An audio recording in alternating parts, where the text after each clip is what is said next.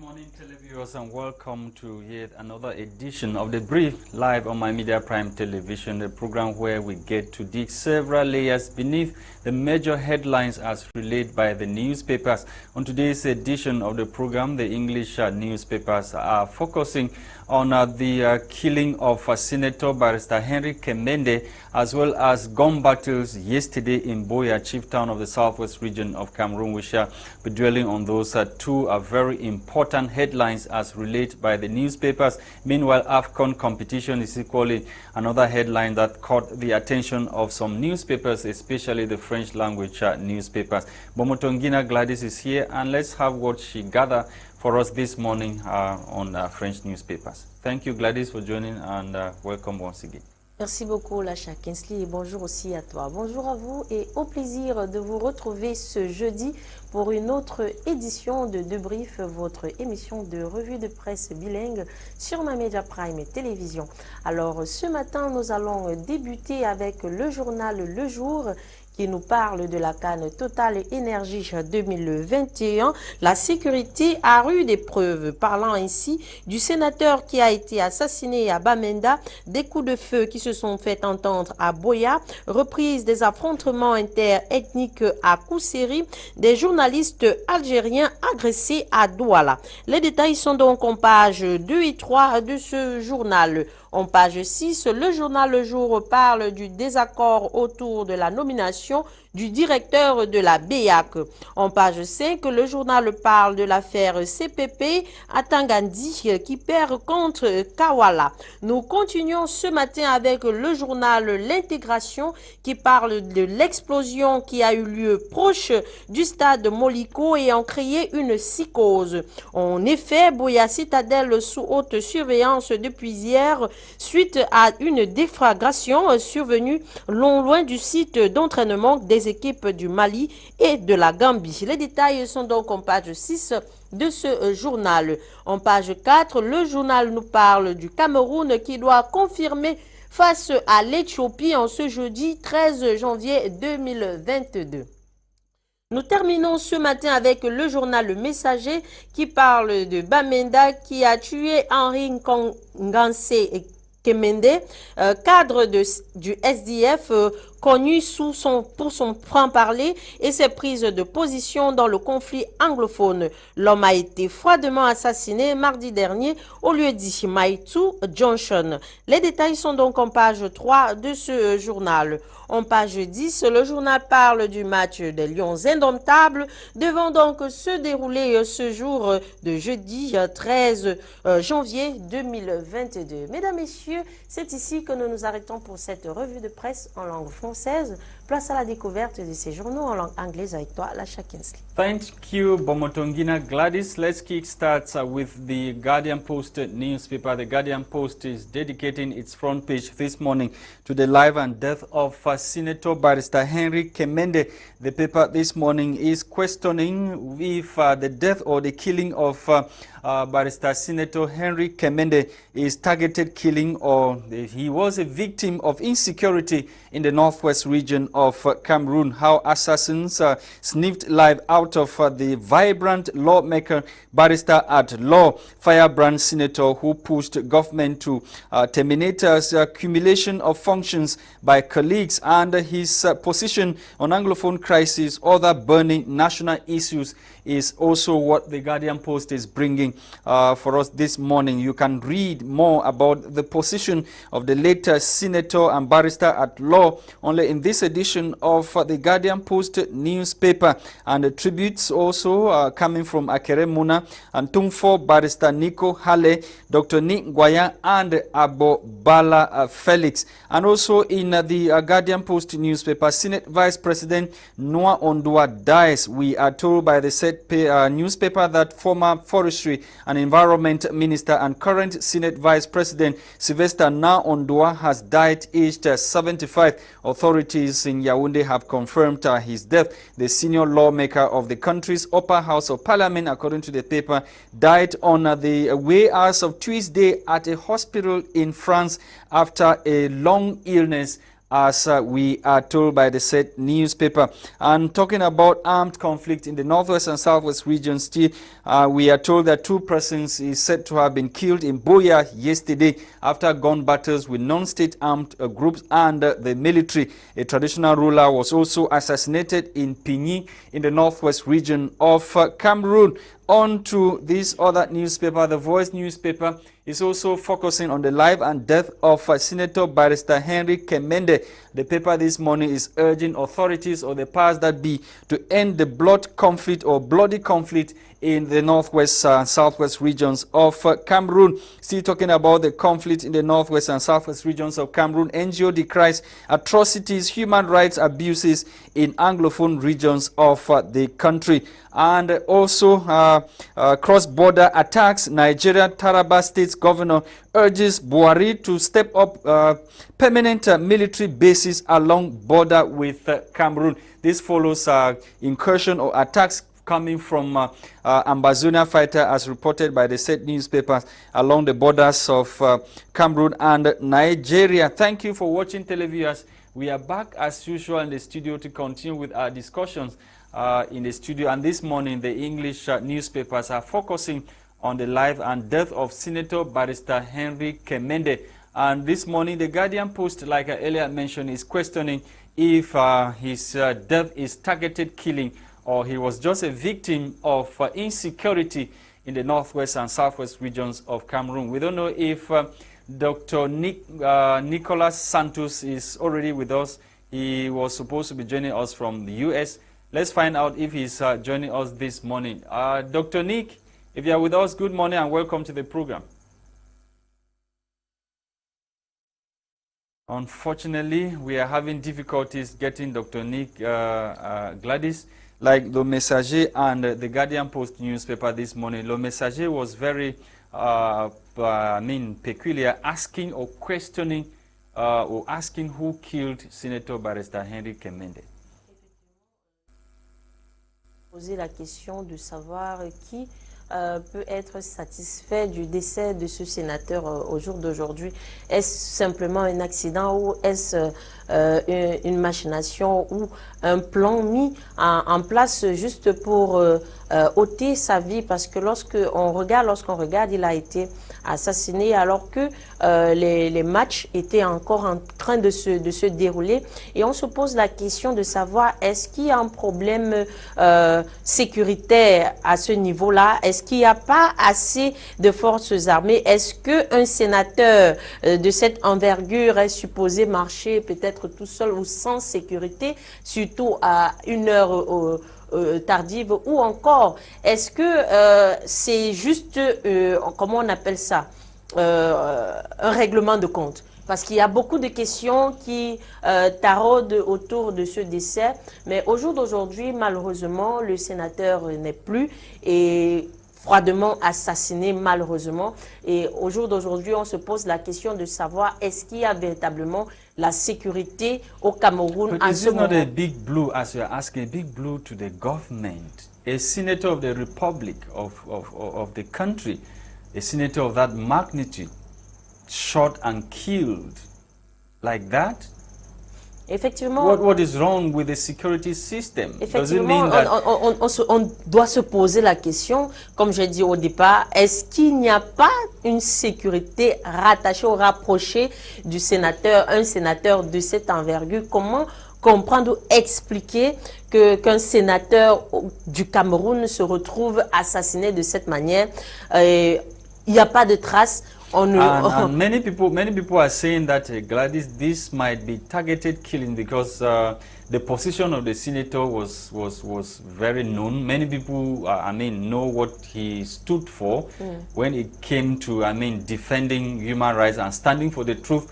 Whenever he was in parliament, he always, said the truth. Maybe we should go and listen to some of his outing at the Senate before we come back and continue with the discussions in the studio, Gwladys.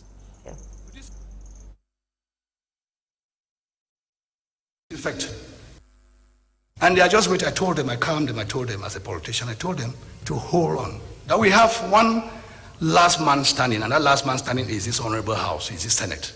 and that the Senate, matter of seasoned statesmen, will advise the minister on this bill as far as continuous erosion of the domain of the operation of the lawyer is concerned. Whereas the law on lawyers, 1990 law, gives the lawyer the monopoly of representation before any constituted authority. Lastly, as far as this bill is concerned, Your Excellency, having regard to the fact that in 1990, the head of state, in his magnanimity, opened up, created liberal professions. Amongst the professions, you have those of accountants. They are the accountants who prepare the records that appear before the tax litigation will appear before the tax litigation tomorrow. But today, as far as this bill is concerned, the accountants, the contables, they have been taken out of business as far as this law is concerned. They have no role to play. Whereas these same accountants are the ones who train elements of your ministry on how to carry out with their controls of tax records. Is the tax litigant going to feel comfortable to have state officials representing them before the tax litigation, both present and...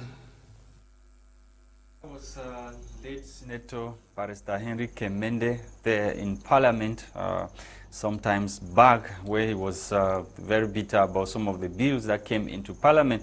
We are told by our technicians that Dr. Nick Santos is already on the line to the United States of America. Dr. Nick, if you are there, can you give your contributions? What was your reaction when you learned that Senator Barrister Henry Kemende was shot dead in Bamenda?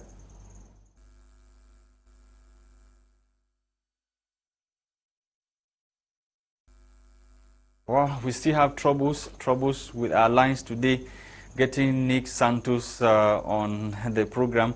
Gwladys, you heard him speaking there in Parliament regarding some of the laws that were not okay according to him, and a man who stood for the truth, a man who was for the people, shot dead like that. Don't you think, like many other newspapers are suggesting while we are waiting, investigations like the Bar Council also said, don't you think this is really a targeted killing?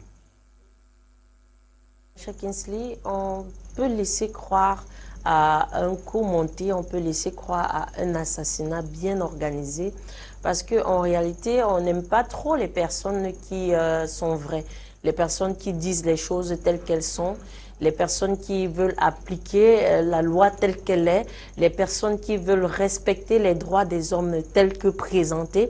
On n'aime pas trop ce genre de personnes, surtout dans le jeu politique. Donc du coup, il faut faire très attention. On a l'impression que lorsqu'on parle de politique, à politique, on doit aussi rattacher hypocrisie. On a l'impression que lorsque tu es politicien, tu dois être hypocrite. Parce que quand tu es vrai, tu deviens une cible.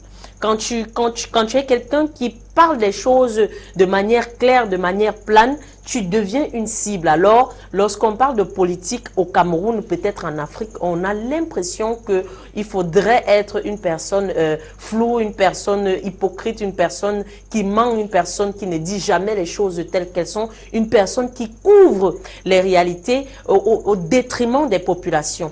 Parce que malheureusement, effectivement, à l'écoute de ce que le sénateur était en train de dire, il a pu se faire beaucoup d'ennemis. Il a pu effectivement se faire beaucoup d'ennemis et on peut effectivement croire ou envisager un règlement de compte. Parce qu'on ne peut pas comprendre qu'un cadre du SDF, sénateur du Cameroun, se retrouve assassiné de cette manière dans son territoire. C'est complètement... On n'arrive pas à concevoir cela. Now, the last time when he was on my Media Prime television, I had the opportunity to interview him. I asked him a question. When last he visited his constituency, he told me, which the world knows already, that he lives in his, his area or in his constituency. So it's not a question of when did he visit his constituency. So he said he lives in his constituency, and at the end of the day, he has died in his constituency. Yeah. C'est quand même triste parce que on peut pas, on veut penser peut-être que ce soit, je sais pas moi quoi, on n'a pas identifié. qui ont véritablement tué le sénateur? Est-ce des séparatistes? On ne peut pas encore identifier because effectivement. now it is difficult to even know who is who in the northwest. You have people who put on military uniform. Effectivement. Meanwhile, they are not military uniform. You have people who are using arms that they have seized from the military. They are not military persons. So mais maintenant, it's very, very difficult. À qui est-ce que le décès de ces sénateurs profite? À qui est-ce que le décès de ce sénateur profite? Parce que c'est... Maybe enemies of SDF. Les ennemis du SDF, je ne pense pas vraiment, Lasha, qu'au jour d'aujourd'hui, le SDF a véritablement des ennemis comme peut-être dans les années 90. Non, je ne pense pas ici. Je pense que ça n'a rien à voir avec le SDF. Ça n'a rien à voir avec le SDF, ça a à voir plutôt avec ses idéologies, ça a à voir plutôt avec sa façon de gérer les choses, de parler ouvertement et publiquement, d'exposer les situations crises ou critiques, ça a à voir plutôt avec cela. Donc la question à se poser au jour d'aujourd'hui, c'est à qui est-ce que son décès profite? Et lorsqu'on répondra à cette question, on pourra déterminer... Nick Santos has finally joined us. Dr. Nick Santos has finally joined us. Welcome, doctor. Yeah, Mr. Lasha Kingsley, is the image clear? Can you see me? Yeah, clearly? we can see you and equally get you 5 on 5. Thank you very much. I had some difficulties joining you. Yeah, just right on. How did you feel when you learned that Senator Barrister Henry Kemende was shot dead? Mr. Lasha Kingsley, this is 2022. Mr. Kemende happened to be the most recent victim. We have had many other victims, and now I know that we are in conflict, and in this conflict, one party will be accusing the other for being responsible, whereas we know the truth of the matter. The truth of the matter is we have two groups of killers or two groups of assassins in question. We have the boys who are carrying the guns in the bush. And then we also have the government unimplanted groups amongst the boys who are carrying the guns. Because, you know, it's easy to say that this is caused by the Amber Boys and it's a terrorist act. It's a terrorist act, but as to the cause of who did it is the question, because we shouldn't say that this is an activity of the Amber Boys, because the Ambazonia Boys do not kill people who also share part of their ideology. Know that we have seen that the Ambazonia Boys had arrested the phone of Banso, had arrested Kadina Tumi, had arrested John Frunti. They didn't kill them. This is the act or the handwork of people who are in the government, who are taking this as a point to revenge on their enemies, and they want to put it as a pretext that is being committed by the boys in the bushes or unidentified gunmen. When you say unidentified gunmen, it means that these are not the work of Amber Boys. The Amber Boys have also come out with a statement and denied the fact that they are not responsible.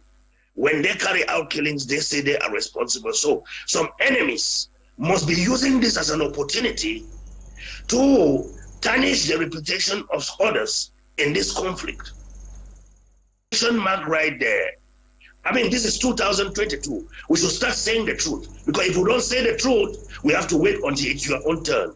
There is a list of people who are to be eliminated by people who hate them.